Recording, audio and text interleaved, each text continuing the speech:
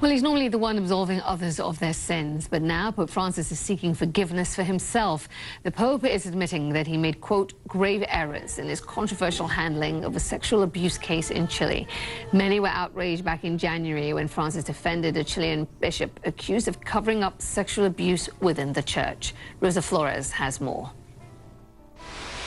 We are learning these new details from a letter that Pope Francis wrote to the bishops in Chile, where he explains that he sent investigators to New York and to Chile, that they interviewed 64 people, that this generated about 3,200 pages of documents, and that when these investigators gave Pope Francis their report, they, quote, felt overwhelmed by the pain of so many victims of serious abuses of conscience and power, and in particular of sexual abuses committed by the various clergy in your country, i.e. Chile, against minors, those who were untimely denied and even robbed of their innocence. Now, some background is important here.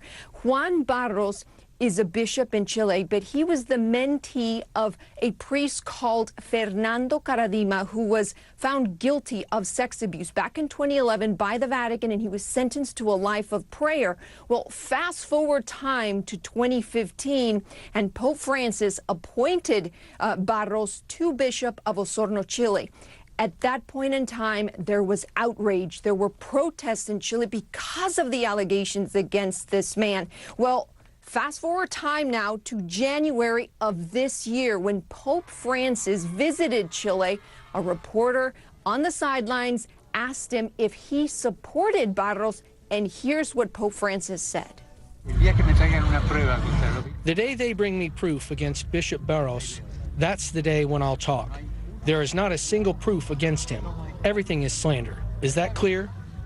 After that comment, Pope Francis spiraled into controversy. He made international headlines for saying that accusations of sex abuse without proof are slander. Now, he apologized afterwards, saying that he used the wrong words, but he dug in his heels, saying that there was no evidence against Bishop Barros, that he still thought that Bishop Barros was innocent. Well, that's when a victim came forward, saying that a letter was hand-delivered to Pope Francis in 2015 detailing all of the abuse, detailing all of the cover-up involving Bishop Barros, and that nothing had been done.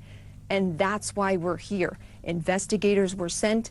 Now the Pope is apologizing, saying that he is going to meet with the people who were interviewed. He's hoping that this community can heal.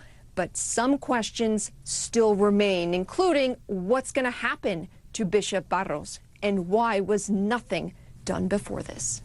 Rosa Flores, CNN, Miami.